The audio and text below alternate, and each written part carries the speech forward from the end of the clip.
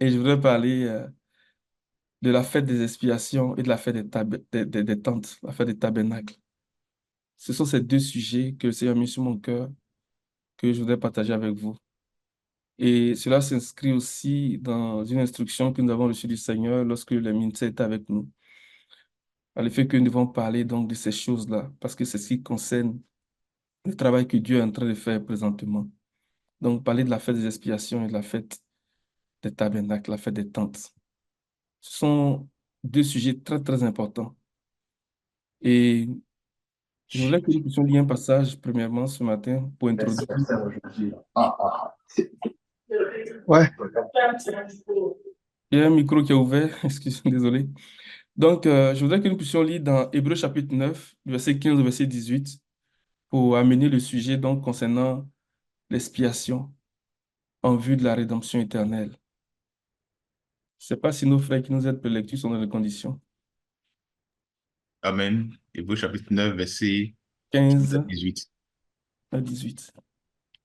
Et c'est pour cela qu'il est le médiateur d'une nouvelle alliance, afin que, la mort étant intervenue pour le rachat des transgressions commises sous la première alliance, ceux qui ont été appelés reçoivent l'héritage éternel qui leur a été promis.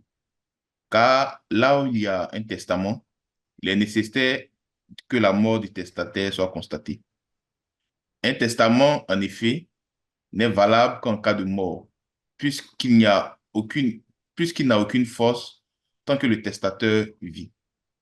Voilà pourquoi c'est avec du sang que même la première alliance fut inaugurée. Amen. Amen.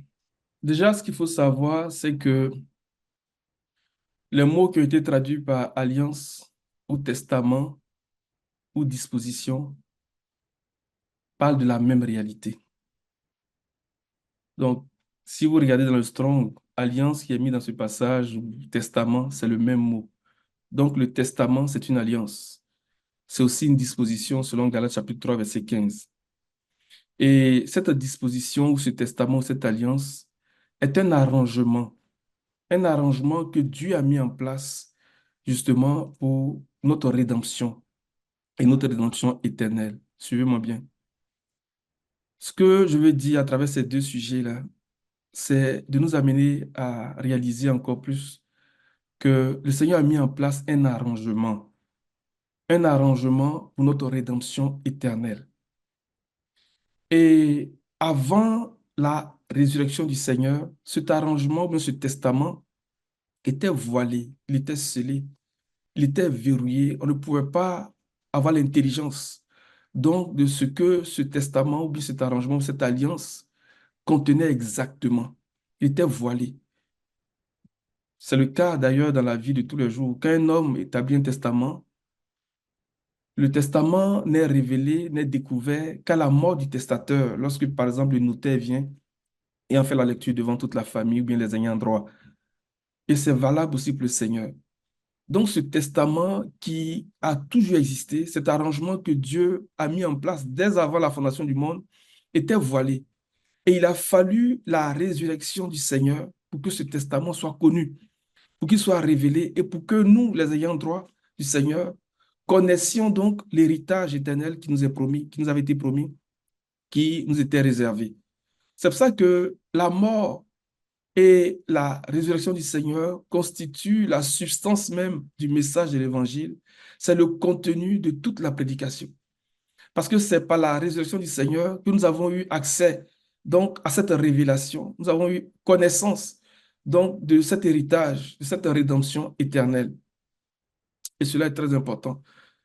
Si nous faisons un parallèle avec, par exemple, le livre de l'Apocalypse, au chapitre 5, dans lequel il est question donc d'un livre qui était scellé, de sept sceaux. Un livre que personne ne pouvait regarder, personne ne pouvait briser les sceaux, donc pour en révéler le contenu. Un livre pour lequel seul le Seigneur a été trouvé digne, donc de briser les sceaux et d'en révéler le contenu. Il nous a dit que, selon ce que Daniel nous dit, que il fallait, sinon il faut, un esprit de sagesse et de révélation, un esprit de sagesse et de dévoilement pour comprendre, pour avoir l'intelligence de ce qui est consigné dans ce livre. C'est donc dit que le testament du Seigneur, l'arrangement que le Seigneur a mis en place pour notre rédemption éternelle, en réalité contient le secret même de comment on fait pour entrer en possession de notre héritage. Et c'est Dieu qui révèle les secrets, c'est lui qui dévoile les secrets. Et il le révèle à ceux qui ont de l'intelligence, à ceux qui ont de la sagesse. Que le Seigneur nous donne cet esprit de sagesse et d'apocalypse pour que nous connaissions quelle est la richesse de cet héritage qui nous est réservé. On va peut-être projeter les versets, on va le lire, parce que des fois, quand on parle comme ça peut être un peu difficile à comprendre, à saisir. Est-ce que nos frères qui font les partages sont dans les conditions pour partager peut-être le passage qu'on a lu là, Hébreux 9? Alléluia. Hébreux 9. Frère Boussé, frère Amen, si vous êtes dans les conditions, sinon on va progresser. Hébreu 9, quel verset, s'il te plaît? Est-ce que tu peux partager ton écran pour qu'on Oui. regarde dans les Strong pour bien attacher ces choses? Désolé. Le Seigneur te bénisse, le Seigneur vous bénisse. Hébreux Hébreu 9. ouais. Va dans le Strong, s'il te plaît. Dans le verset 15. On va juste seulement remarquer, vous voyez le mot qui a été traduit par alliance dans la première phrase là, c'est le Strong 1242. Et c'est le même mot qu'on va retrouver au début du verset 17. Donc, qui est traduit par une disposition, un arrangement de toutes sortes que l'on devrait voir valider. La dernière disposition au sujet des possessions terrestres après la mort, un testament. Et donc, comme je le disais, c'est le même mot qui a été traduit par testament aussi, et donc par disposition selon Galates chapitre 4, verset 15. Donc, c'est ce que Dieu a mis en place. Et cet arrangement-là concerne notre rédemption éternelle, selon qu'il est dit au verset 9, au verset 11 du même chapitre 9 d'Hébreux. Il dit que le Seigneur nous a acquis une rédemption éternelle. Mais si nous regardons un peu le contexte du livre, donc de l'Épître aux Hébreux, au verset 1, chapitre 1, verset 1, il y a une déclaration puissante qui est faite. Hébreux chapitre 1, verset 1. Il dit, après avoir autrefois à plusieurs reprises et de plusieurs manières parlé à nos pères par les prophètes, Dieu, dans ces temps, dans ces derniers temps, nous a parlé par le Fils. On va s'arrêter là. Il nous a parlé par le Fils. Mais qu'est-ce que le Fils nous a dit? Déjà là, il y a un écho donc à la prophétie de Moïse dans le chapitre 18, verset 15, lorsque Moïse a dit, l'Éternel, votre Dieu, fera surgir du milieu de vous un prophète comme moi, vous l'écouterez dans tout ce qu'il vous dira. Celui qui n'écoutera pas ce prophète sera exclu du milieu de son peuple. Voyez-vous? Et l'auteur des Hébreux va chercher cette pensée-là. Il dit que le Seigneur a parlé à nos pères, par les prophètes, de plusieurs manières, à plusieurs reprises. Mais dans ces temps qui sont les derniers, il nous a parlé par le Fils. Donc, qu'est-ce que le Fils nous a dit? Quel est le message que le Fils est venu nous révéler? Ou bien quel est le message que le Père a chargé le Fils de nous dire? Parce que, selon que Moïse a dit, celui qui n'écoutera pas le Fils, qui est le prophète, qui est le seul ministre de Dieu, qui est le véritable ministre du sanctuaire, il sera exclu du milieu de son peuple. Donc, nous avons tout intérêt donc, à écouter ce que le Fils a été mandaté de nous dire de la part du Père.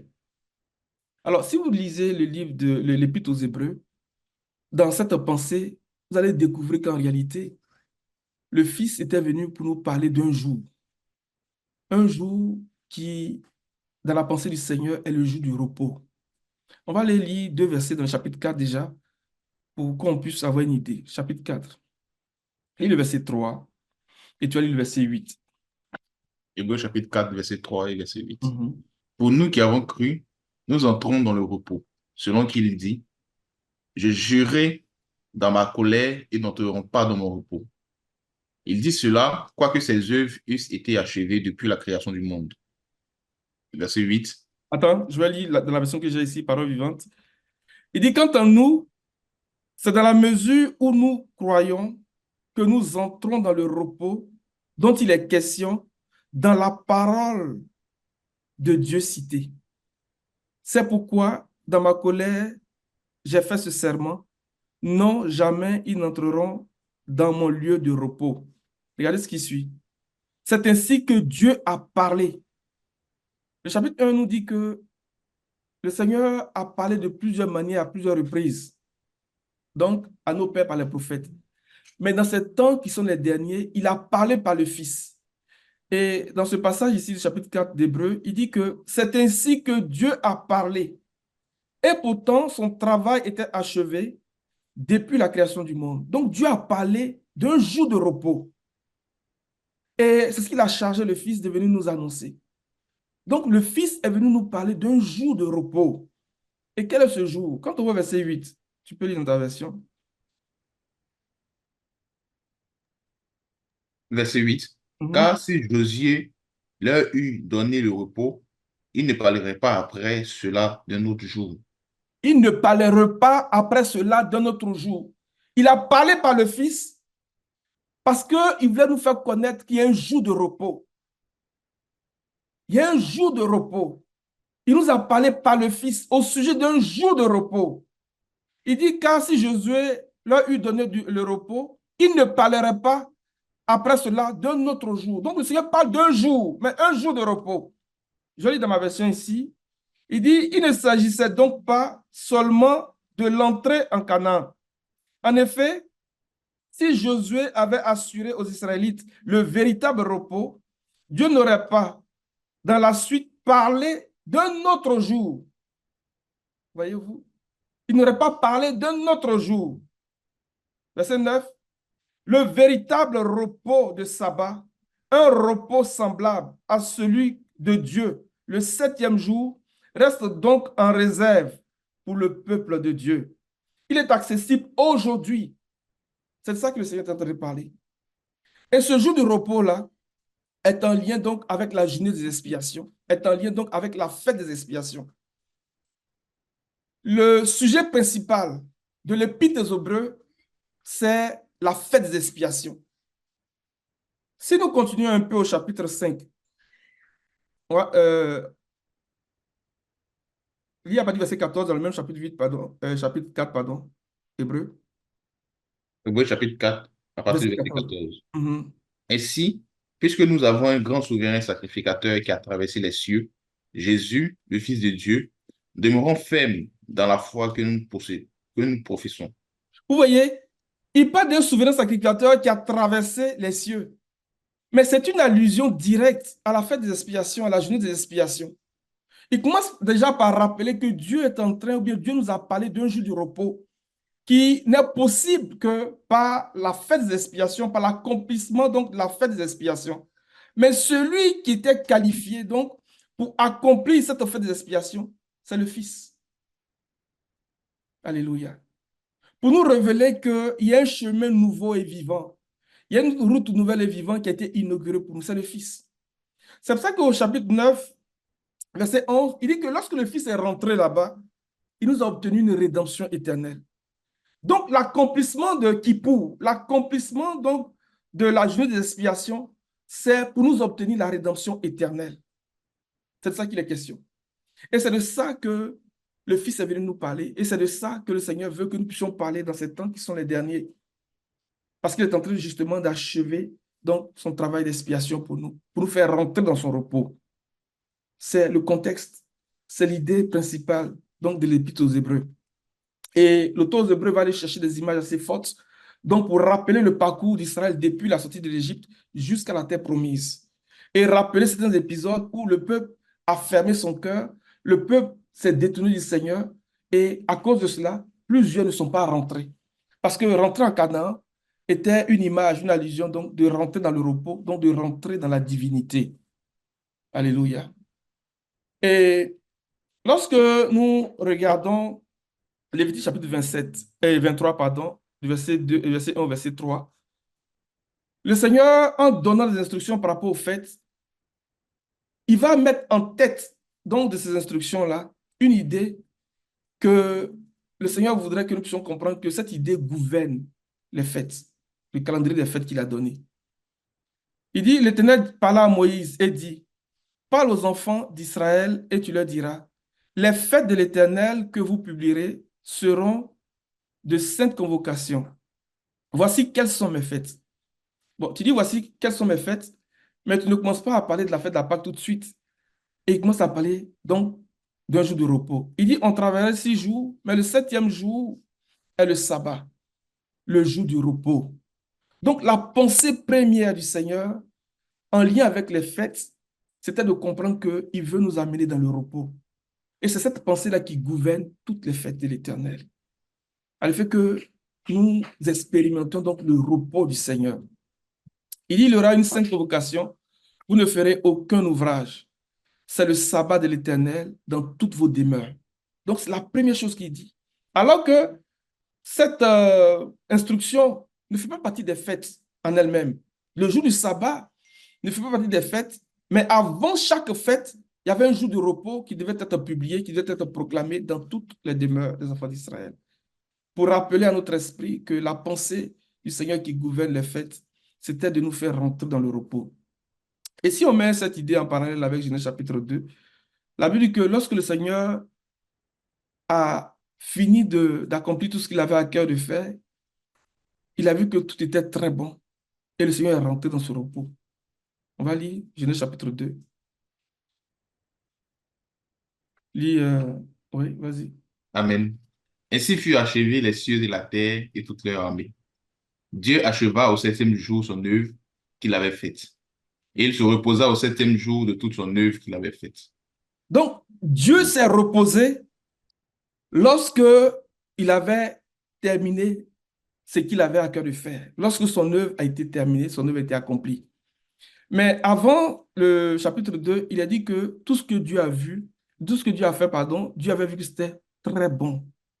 Pour dire que lorsque nous allons expérimenter toutes ces fêtes, en ce moment-là, nous allons rentrer dans le repos du Seigneur. De même que lui aussi, après avoir vu que tout ce qu'il avait fait était très bon et qu'il est rentré dans son repos, nous allons rentrer dans le repos du Seigneur lorsque nous allons aller jusqu'au bout, donc de toutes les fêtes qui ont été prescrites donc, dans Lévitique chapitre 23. Et la pensée première qui gouverne toutes les fêtes, c'est l'idée du repos, c'est l'idée de la rédemption éternelle. Et c'est ce que l'auteur aux Hébreux s'est appliqué donc à exposer. Alléluia. Et la pensée, bien le sujet principal de l'Épître aux Hébreux, c'est la fête des expiations. La fête des expiations, comme il a dit, c'est le jour du repos. C'est le grand jour du repos. Il dit, Dieu ne parlerait pas de nouveau d'un jour. Donc, il y a un jour. Et pour nous, c'est le jour de la rédemption, pour lequel l'apôtre Paul nous dit que nous avons été scellés par le Saint-Esprit. Éphésiens 4, verset 30, il dit que nous avons été scellés par le Saint-Esprit pour le jour de la rédemption, pour le jour de la rédemption éternelle. Le Saint-Esprit a été donné comme un gage, comme un acompte. Donc, pour garantir donc, de la totalité donc, de la transaction qui va se faire donc, pour nous introduire dans la rédemption éternelle. Alléluia. Et c'est de ça que nous voulons parler aujourd'hui. Alors, si on essaie de comprendre un peu qu'est-ce que ça signifie, donc la fête des expiations. Il y a beaucoup de définitions qu'on pourrait avoir. Donc, l'acte de l'expiation en lui-même, c'est un acte par lequel le Seigneur est apaisé. C'est un acte par lequel nous faisons fléchir le Seigneur. Quand on regarde les définitions Strong, expier veut dire apaiser, veut dire rachat, veut dire ôter le péché et toutes ces choses. Mais permettez que nous considérons 2 passages pour amener une définition qui va nous guider donc dans le reste de la méditation de ce matin. On va lire 2 passages. Lévitique chapitre 17, verset 10, premièrement. Amen. Si un homme de la maison d'Israël ou des étrangers qui séjournent au milieu d'eux mangent du sang d'une espèce quelconque, je tournerai ma face contre celui qui mange le sang et je le retrancherai du milieu de son peuple.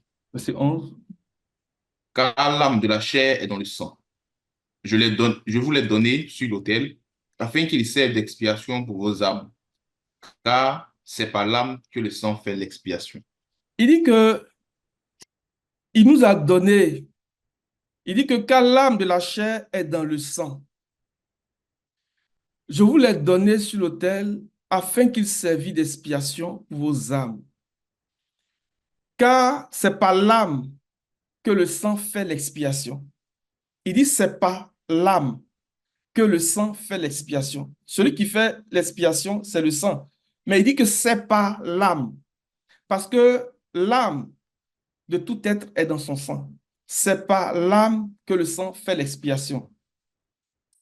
On va aller dans Ésaïe chapitre 53, verset 10, verset 11. Est-ce que vous me suivez? Amen. Ésaïe 53, verset 10 et verset 11. Ouais. Il, il a plu à l'Éternel de le briser par la souffrance. Après avoir livré sa vie en sacrifice pour le péché, il verra sa postérité, il verra une postérité et prolongera ses jours. Et l'œuvre de l'Éternel prospérera entre ses mains. À cause du travail de son âme, il rassasiera ses regards. Par sa connaissance, mon serviteur juste justifiera beaucoup d'hommes. Et il se chargera de leurs iniquités. Amen. Regardez bien ce qu'il dit. Il a plu à l'Éternel de le briser par les souffrances. Après avoir livré sa vie en sacrifice pour le péché, nous allons voir que le sacrifice pour le péché a la même loi, c'est la même loi que le sacrifice d'expiation. Donc, nous pouvons comprendre et nous pouvons peut-être dire que après avoir livré sa vie en sacrifice d'expiation, le sacrifice pour le péché, c'est le sacrifice d'expiation. Il dit, il verra une postérité. Je crois que David dit, il verra une sémence. Si le grain de blé tombé en terre ne meurt, il reste seul. Mais s'il meurt, il porte beaucoup de fruits. Et prolongera ses jours. Et l'œuvre de l'Éternel prospérera entre ses mains. Verset 11. À cause du travail de son âme. Il dit que, car c'est par l'âme que le sang fait l'expiation. Ici, il dit, à cause du travail de son âme, il rassasiera ses regards. Par sa connaissance, mon serviteur juste justifiera beaucoup d'hommes. Et il se chargera de leurs iniquités. À cause du travail de son âme. Car c'est par l'âme que le sang fait l'expiation. Et Deutéronome 12, verset 23 dit que le sang de tout être, c'est sa vie. Le travail de l'âme ici, là, nous parle de l'expiation. Parce que, regardez le verset 10. Il dit, il a plu à l'Éternel de le briser par la souffrance. Après avoir livré sa vie en sacrifice pour le péché. On va aller dans Lévitique chapitre 7. On va aller du verset 1 au verset 6 par là. Et on va regarder une partie dans le chapitre 6 de Lévitique. Tu peux lire. Amen. Voici la loi du sacrifice de culpabilité. C'est une chose très sainte. C'est dans le lieu où Tu peux l'on... regarder dans second 21, par exemple, ce bout-là aussi. Voici Vas-y. la loi du sacrifice de culpabilité. C'est une chose très sainte. C'est dans l'endroit où l'on égorge l'holocauste que sera égorgée la victime pour le sacrifice de culpabilité. On versera son sang sur tout le pourtour de l'autel. Le On couteau. off- Sur tout le pourtour de l'autel, on offrira toute sa graisse, la queue, la graisse qui couvre les entrailles, les deux rognons et la graisse qui les entoure, celle qui couvre les flancs et le grand lobe du foie qu'on détache près du rognon. Le prêtre brûlera cela sur l'autel en sacrifice passé par le feu devant l'Éternel. C'est un sacrifice de culpabilité. Tout homme parmi les prêtres en mangera. Il le mangera dans un endroit saint. C'est une chose très sainte. Continue. Amen. OK. Continue. Il en verra pour, il en va pour le sacrifice de culpabilité, pour le sacrifice d'expiation. La loi est la même pour les deux sacrifices. Il La dit, victime, attends, il dit la loi est la même pour les deux sacrifices. Le sacrifice de culpabilité ou bien le sacrifice pour le péché est la même loi que le sacrifice d'expiation. Alléluia. On revient dans Isaïe. On va gagner du temps. On va pas lire le chapitre 6 là pour parler de la loi du sacrifice d'expiation parce que c'est la même loi. Tu peux reprendre le verset 10, Ésaïe 53, verset 10. Il a plu à l'Éternel de le briser par la souffrance, après avoir livré sa vie en sacrifice pour le péché. Lis dans Semeur, je veux voir la version. Dans ses mœurs. Semeur. Mais il a plu à Dieu de le briser par la souffrance, bien que toi, Dieu, tu aies livré sa vie en sacrifice de réparation. Il verra une descendance et il vivra de longs jours et il accomplira avec succès ce que désire l'Éternel. Alléluia. Amen. Que le nom du Seigneur soit béni. Simplement pour dire que dans la pensée de Lévitique, chapitre 17, verset 10, verset 11, et Ésaïe 53, verset 10, verset 11 ici, nous voulons comprendre que le travail de l'âme, en réalité, c'est l'œuvre de l'expiation. Il dit que à cause du travail de son âme, c'est à cause du travail de son âme. Donc, ce que le Seigneur a accompli pour nous, l'acte d'expiation que le Seigneur a accompli pour nous, c'est le résultat, ou bien c'est une expression, c'est l'expression du travail de son âme. Dans les instructions de Lévitique chapitre 23 au sujet de la fête des expiations, il y a un élément central. On va le lire, Lévitique chapitre 23. Vous allez voir pourquoi on parle du travail de l'âme en rapport avec la fête des expiations. Lévitique chapitre 23, à partir du verset 26. Amen. L'Éternel parla à Moïse et dit, le 10e jour de ce 7e mois, ce sera le jour des expiations. Vous aurez une sainte convocation, vous humilierez vos âmes et vous offrirez à l'Éternel des sacrifices consumés par le feu. Regardez, vous aurez une sainte convocation, vous humilierez vos âmes. Vous humilierez vos âmes. Alléluia. Le fait d'humilier nos âmes pendant le rituel de Kippour, c'est ce que le Seigneur attend de nous aujourd'hui. Et cela constitue pour nous le travail de nos âmes. C'est à cela que le Seigneur nous appelle. Alors qu'il est en train d'achever notre rédemption, alors que le Seigneur est en train de nous faire rentrer dans son repos, le Seigneur nous invite à humilier nos âmes, comme pour dire au Seigneur que nous sommes en train de faire travailler nos âmes.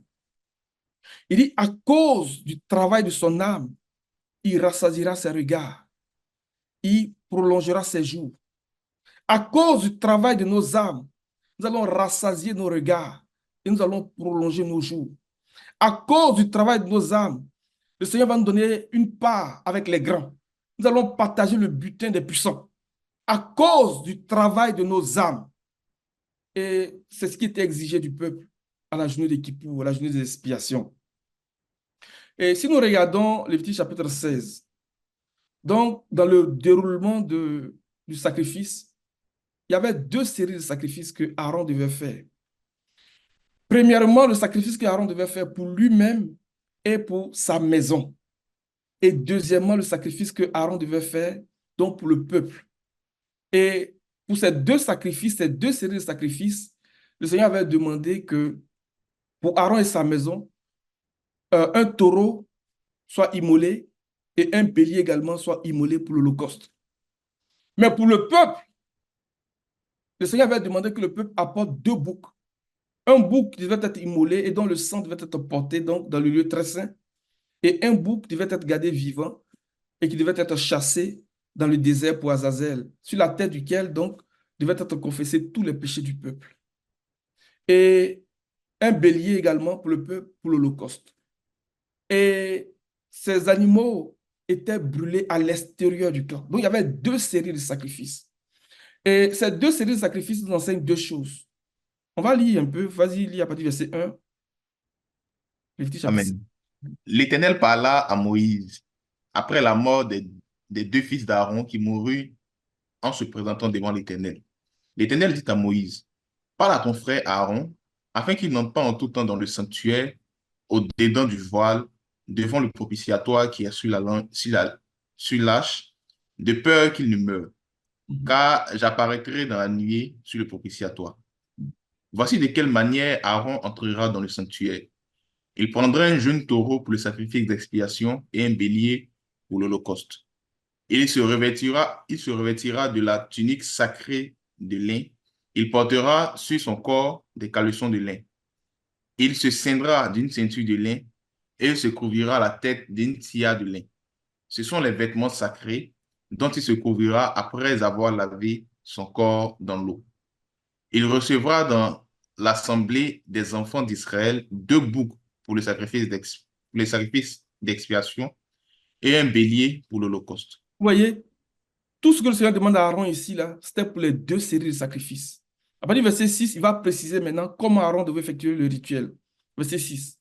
Aaron offrira son taureau expiatoire, et il fera l'expiation pour lui et pour sa maison.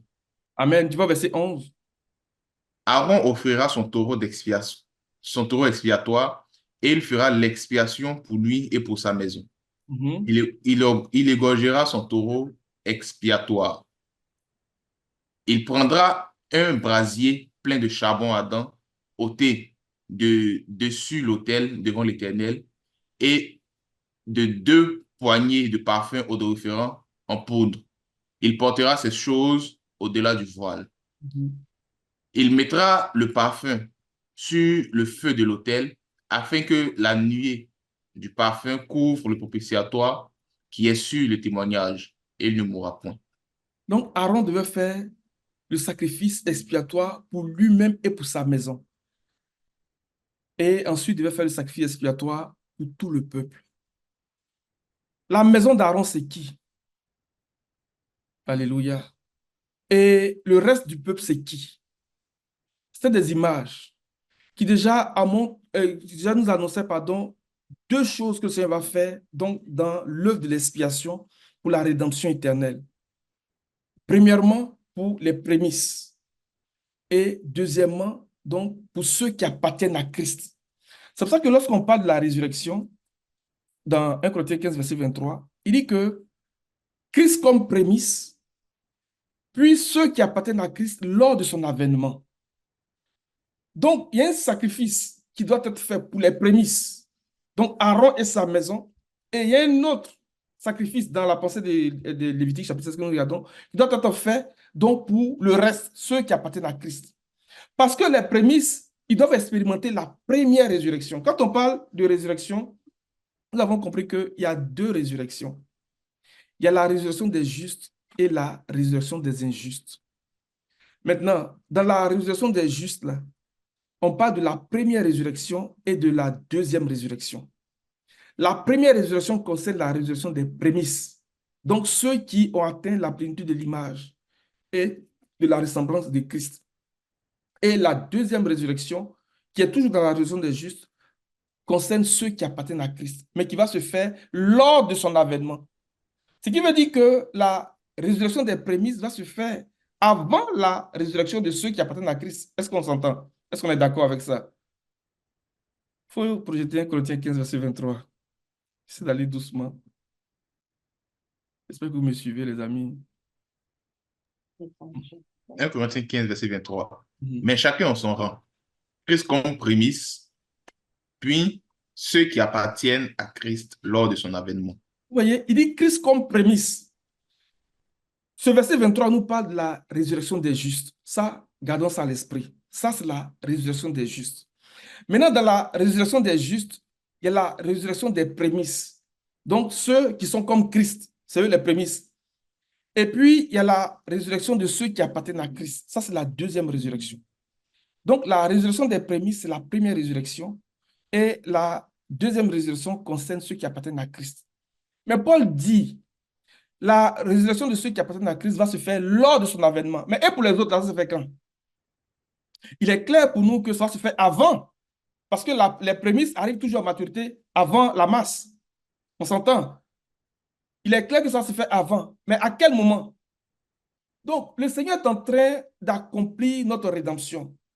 Quand on lit Lévitique chapitre 16, on voit qu'il y avait 2 séries de sacrifices. On l'a lu, vous l'avez vu. C'était sous nos yeux.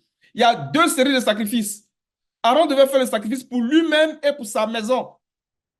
Et ensuite, il devait faire le sacrifice pour le peuple. Il y a 2 séries de sacrifices.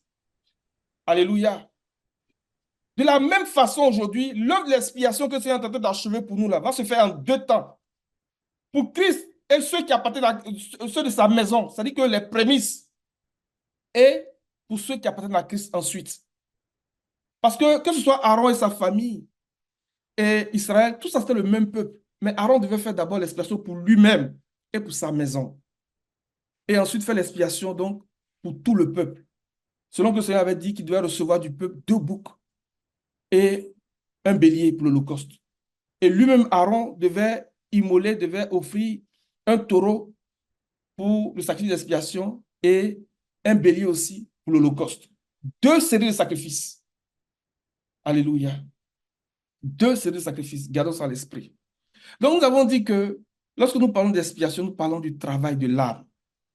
Il dit que à cause du travail de son âme, il rassasiera ses regards, il prolongera ses jours, il verra une postérité, il verra une descendance. Il parle de la résurrection. Parce que si le grain de blé tombé en terre ne meurt, il reste seul. Mais s'il meurt, il porte beaucoup de fruits. Et le Seigneur est celui qui est mort, qui est ressuscité et qui a vu une postérité, qui a vu une descendance. Alléluia. À cause du travail de son âme. Et à la journée d'expiation, ce qui est requis du peuple, c'est d'humilier son âme dans une attitude de jeûne, dans une attitude de consécration. C'est le travail de nos âmes. Mais je l'ai amené ce matin à travers une image. Le Seigneur a présenté l'âme de l'homme comme étant le jardin d'Éden. On va lire Genèse chapitre 2, à partir du verset 8. Suivez-moi bien, les amis. Genèse chapitre 2 à partir du verset 8. Puis Oui. l'Éternel, Dieu, planta un jardin en Éden, du côté de l'Orient, et il y mit l'homme qu'il avait formé. L'Éternel Dieu fit pousser du sol des arbres de toute espèce, agréables à voir et bons à manger, et l'arbre de la vie au milieu du jardin, et l'arbre de la connaissance du bien et du mal. Un fleuve sortait d'Éden pour arroser le jardin, et de là il se divisait en 4 bras. Le nom du premier est Pichon, celui qui entoure le pays de Havila, où se trouve l'or. L'or de ce pays est pur. On y trouve aussi le bdellium et la pierre d'onyx. Le nom du second fleuve est Guion. C'est celui qui entoure tout le pays de Couche.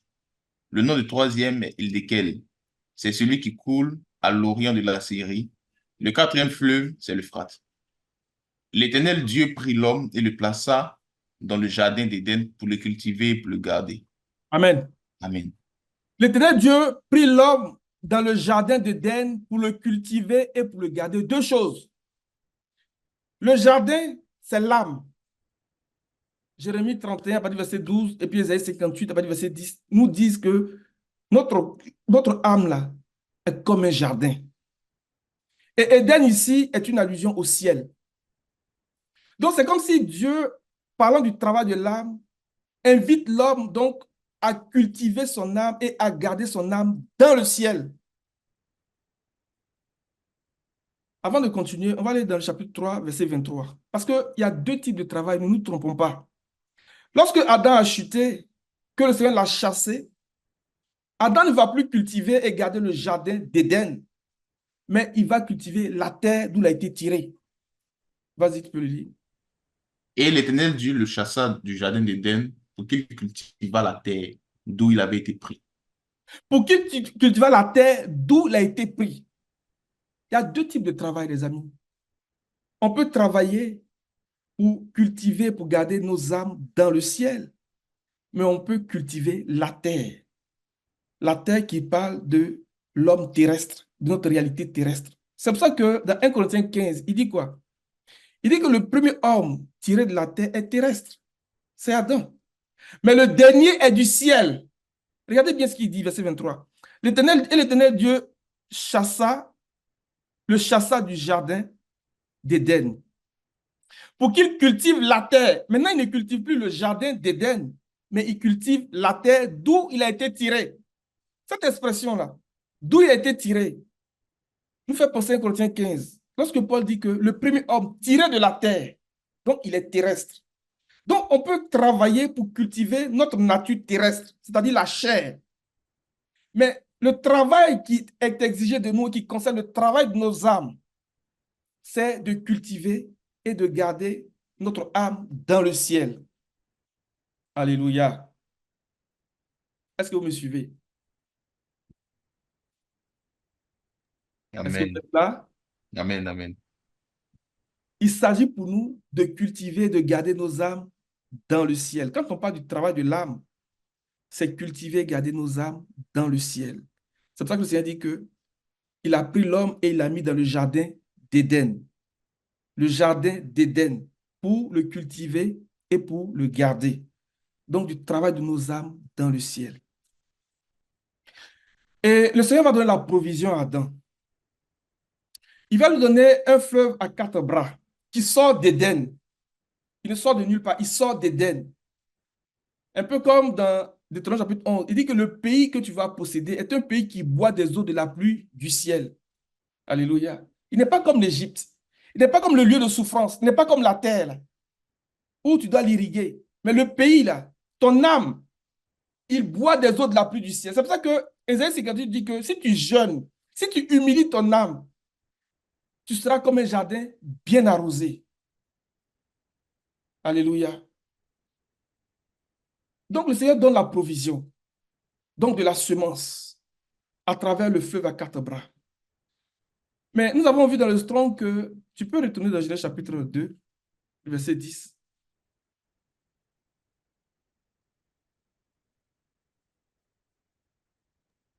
Amen. Genèse 2:10. Va dans le Strong, s'il te plaît. Tu vas nous donner le Strong de bras,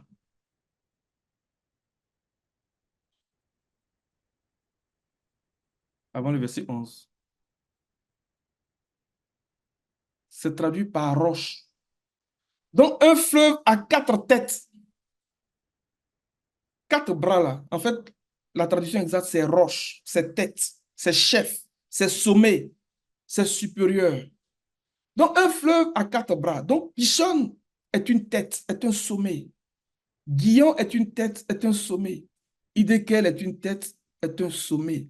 Et l'Euphrate aussi est une tête, est un sommet. Ça, c'est très important. Et il dit quatre bras. Le mot quatre, la première occurrence de ce mot est en lien donc avec l'autel des sacrifices.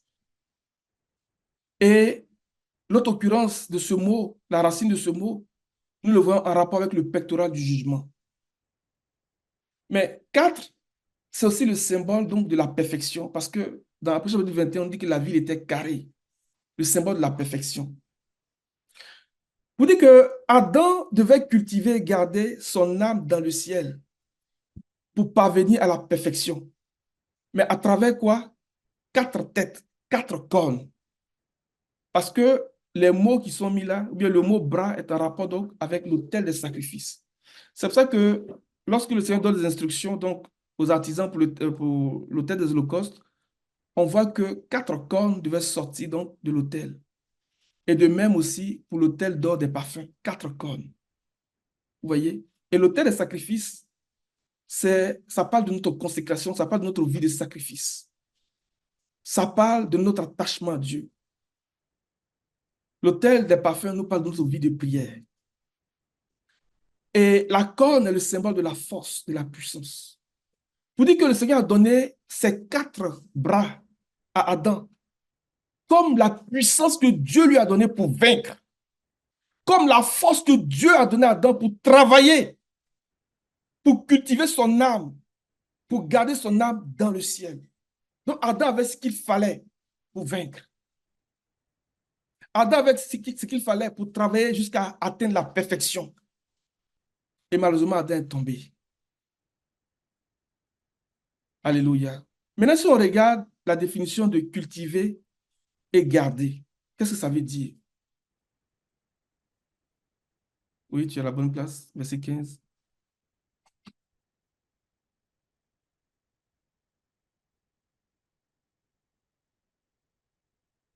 Vas-y, tu peux lire. Allô? Travailler, Mhm. servir, travailler, faire un travail, accomplir un labeur, travailler pour un autre, servir un autre pour son labeur, servir comme sujet, servir Dieu, service lévitique. Amen. Ça Et veut ça, aussi dire je vois travailler. s'il y a des origines dans le mot, là. Mhm. Et ça encore. OK. Donc, Adam devait travailler. Donc, ça parlait du service du Seigneur. Donc, travailler ou bien cultiver la terre, cultiver nos âmes dans le ciel, c'est l'idée de servir le Seigneur. C'est l'idée de nous attacher au Seigneur. Alléluia. C'est de ça qu'il était question pour Adam. Adam devait cultiver son âme en étant au service de Dieu, en humiliant son âme. Et il avait la provision nécessaire à travers ce fleuve à quatre bras, comme des cornes, comme la puissance que Dieu lui avait donnée, pour s'offrir à Dieu dans une vie de dévotion, dans une vie de sacrifice, comme l'autel des sacrifices, pour s'offrir à Dieu dans une vie de prière, de consécration, comme à travers l'idée donc de l'autel d'or des parfums. Et c'est ce que Adam devait faire. On va aller le deuxième mot. Le deuxième mot dans Genèse chapitre 2, verset 15.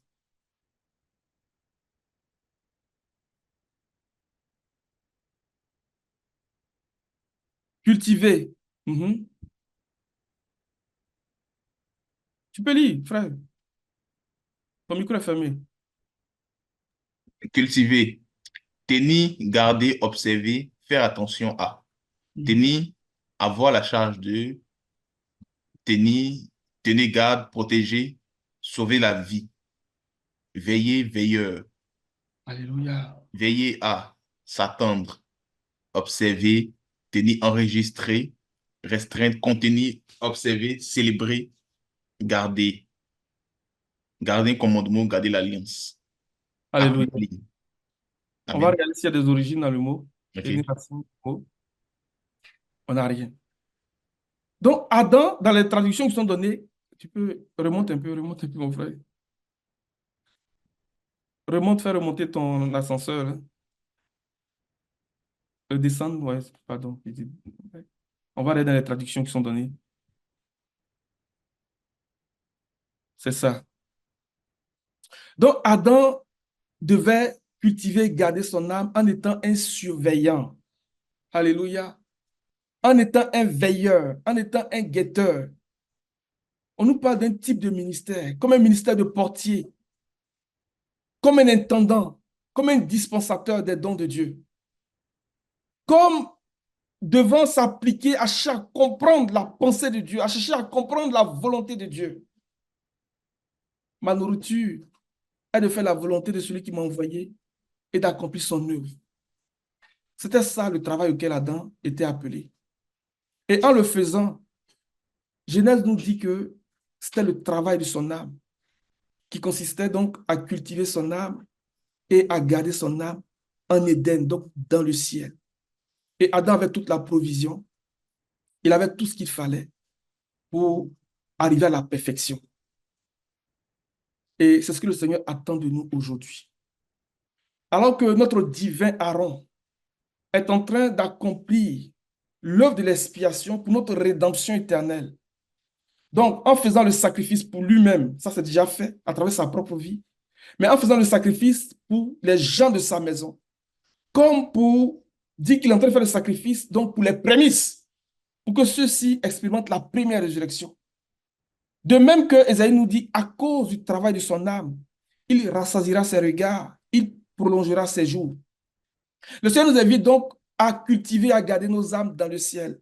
Le Seigneur nous invite donc à nous appliquer au travail de nos âmes pour rassasier nos regards. Alléluia. Et pour prolonger nos jours. Et pour voir une postérité, pour voir une semence. On va reprendre Ésaïe chapitre 53, à partir du verset 10, pour montrer comment c'est glorieux. Le bénéfice du travail de nos âmes, c'est la vie éternelle, c'est la rédemption éternelle. Et le Seigneur, dans ce temps de la fin, nous interpelle à l'effet que nous devons humilier nos âmes, parce que c'est ce qui était requis d'Israël à la journée de Kippour, à la journée des expiations. Il dit, vous humilierez vos âmes dans le jeûne de la prière. Tu peux lire jusqu'au verset 12, frère. Amen.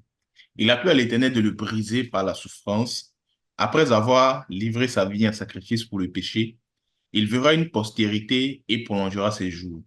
Et l'œuvre de l'Éternel prospérera entre ses mains. Que l'œuvre de l'Éternel prospère entre nos mains, parce que nous nous appliquons à cultiver nos âmes et à garder nos âmes. Nous nous appliquons à travailler pour nos âmes dans le ciel. Alléluia. Que l'œuvre de l'Éternel prospère entre nos mains. Verset 11. À cause du travail de son âme, il rassasiera ses regards. Que le Seigneur, par le travail de nos âmes, nous donne de rassasier nos regards. Au nom de Jésus. Amen. Par sa connaissance, mon serviteur juste justifiera beaucoup d'hommes et il se chargera. On a souhaité prolonger ces jours-là. On parle d'une longueur de jour. Dans Deutéronome, il dit que la longueur de vos jours durera comme le ciel.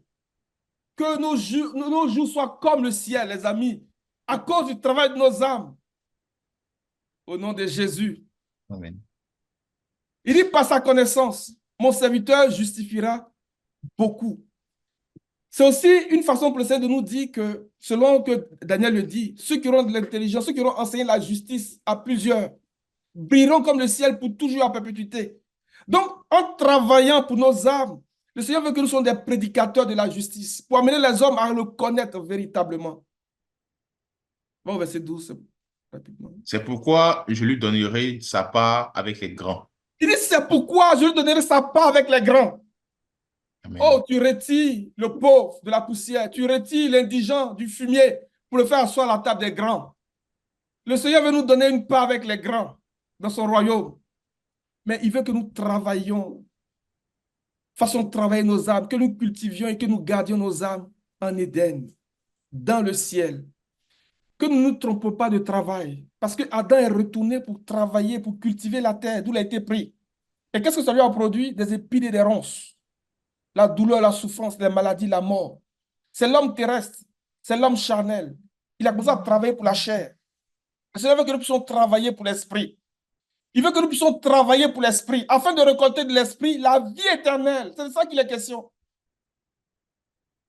Il partagera le butin avec les puissants. Oh, il y a un butin.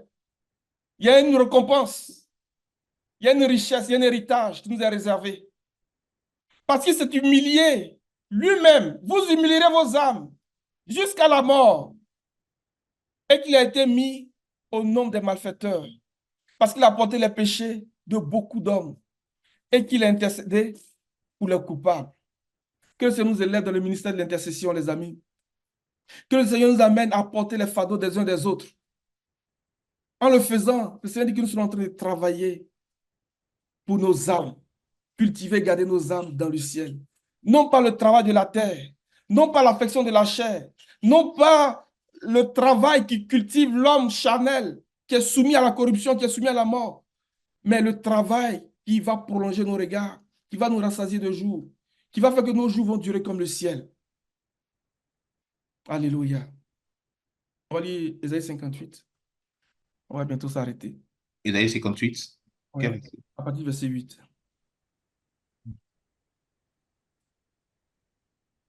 Alors la tanière poindra, Non, non. alors la lumière poindra comme l'aurore, et ta guérison gémira promptement. Ta justice marchera devant toi, et la gloire de l'Éternel t'accompagnera. Alors tu appelleras et l'Éternel répondra. Tu crieras et il dira, me voici. Si tu éloignes du milieu de toi le joug, les gestes menaçants et les discours injurieux, si tu donnes ta propre subsistance à celui qui a faim, si tu rassasies l'âme indigente, ta lumière se lèvera sur l'obscurité et tes ténèbres seront comme le midi. L'Éternel sera toujours ton guide, il rassasiera ton âme dans les lieux arides et il redonnera de la vigueur à tes membres. Tu seras comme un jardin arrosé. Tu seras comme un jardin arrosé. Amen. Comme une source dont les eaux ne tarissent pas. Continue, mon frère. Les tiens rebâtiront sur d'anciennes ruines. Tu relèveras des fondements antiques. On t'appellera rebâtisseur des brèches, celui qui réparateur de restaure, brèches. ou réparateur des brèches, celui qui restaure les chemins, qui rend le pays habitable.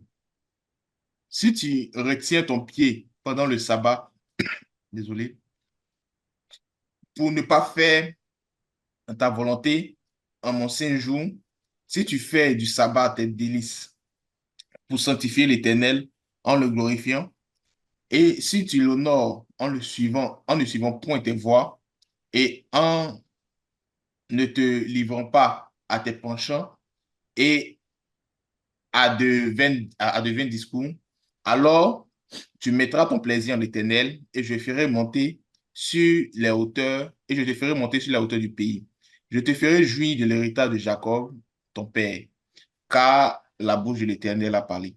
Amen. Alléluia. Les amis, c'est un, un passage que les ministères nous ont donné pendant que nous discutions donc du sujet de la résurrection. Et c'est une grande clé que le Seigneur nous donne et qui rejoint la pensée du Seigneur donc à la journée des expiations.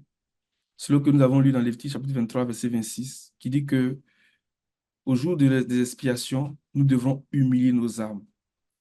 Humilier nos âmes nous parle aussi du travail de nos âmes. Il y a une façon de jeûner là, que lorsque tu rentres dedans, toutes ces bénédictions t'accompagnent. Parce que vous voyez que c'est précédé de si, si, si, si.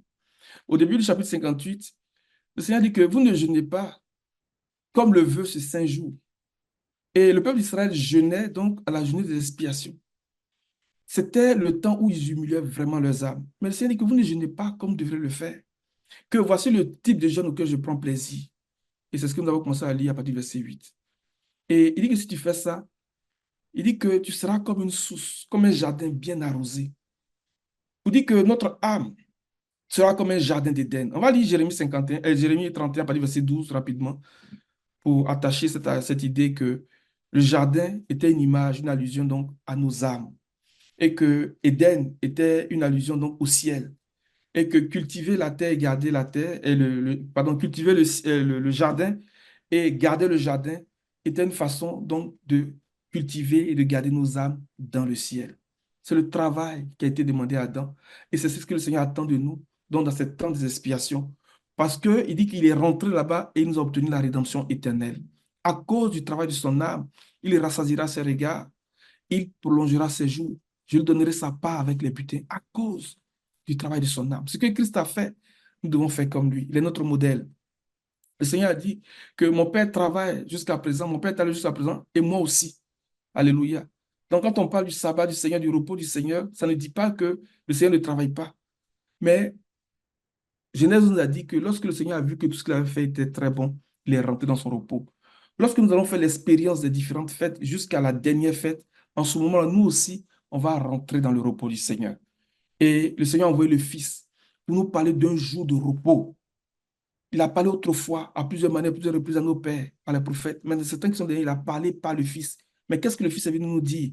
Il est venu nous annoncer qu'il y a un jour de repos, un jour de sabbat pour tout son peuple, un jour de rédemption éternelle qui doit nous amener donc à incliner nos âmes, à cultiver nos âmes, à garder nos âmes dans le ciel. Dans le ciel, les amis. Pas la terre, dans le ciel. Parce que si nous travaillons pour la terre, nous allons récolter quoi? Des épines et des ronces, des douleurs, des maladies. Nous allons récolter la mort. Donc, c'est deux types de travail. L'affection de l'esprit, l'affection de la chair. Vas-y, mon frère, on termine ce verset. Ils viendront et pousseront des cris de joie sur les hauteurs de Sion. Ils accourront vers les biens de l'Éternel, le blé, le mou, l'huile, les brebis et les bœufs. Leur âme sera comme un jardin arrosé et ils ne seront plus dans la souffrance. Vous voyez, il dit, leur âme sera comme un jardin arrosé et ils ne seront plus dans la souffrance. Ésaïe 58, qu'on a lu, il dit que tu seras comme un jardin arrosé. Il parle de l'âme. Il parle de notre âme. Lorsque notre âme est arrosée, il n'y a plus de souffrance. Il n'y a plus de souffrance. Il n'y a plus de souffrance. Je vais m'arrêter là ce matin. La semaine prochaine, nous parlerons donc de la fête des tabernacles, la fête des tentes. Certainement que nous allons rechercher quelques idées dans tout ce que nous avons partagé ce matin pour continuer la semaine prochaine. Et je voudrais que nous puissions prier donc dans la pensée de Genèse chapitre 2. Il dit qu'il y avait une source, un fleuve à quatre bras, quatre têtes. 4 cornes, symbole de puissance, symbole de force et d'autorité. Donc, qui avait été donné comme provision à Adam, premièrement pour la semence, mais aussi d'autorité pour vaincre. Adam avait ce qu'il fallait pour vaincre. Et Adam devait utiliser ces choses donc pour garder, pour cultiver son âme dans le ciel, donc pour s'affectionner à l'esprit, pour s'attacher à Dieu dans une vie de sacrifice, dans une vie de consécration. Parce que nous avons vu que 4 bras, derrière cette phrase se profilait déjà donc le symbole de l'autel des sacrifices et l'autel des parfums, la forme carrée et le pectoral du jugement qui nous parle de l'intelligence que nous avons, du projet de Dieu, de l'œuvre du Seigneur, la clarté que nous avons à travers les pierres précieuses qui étaient sur le pectoral du jugement. Il y a beaucoup de choses à dire là-dessus. Que le Seigneur vraiment nous amène à prendre conscience que les temps dans lesquels nous sommes interpellés, nous sommes appelés donc à travailler pour nos âmes, en cultivant nos âmes et en gardant nos âmes dans le ciel, à ne pas nous tromper de travail, à ne pas nous affectionner donc à la chair. Et que les bénédictions donc, qui ont été énoncées dans Isaïe 53, que nous avons regardé, Isaïe 58, soient notre partage au nom de Jésus. Amen.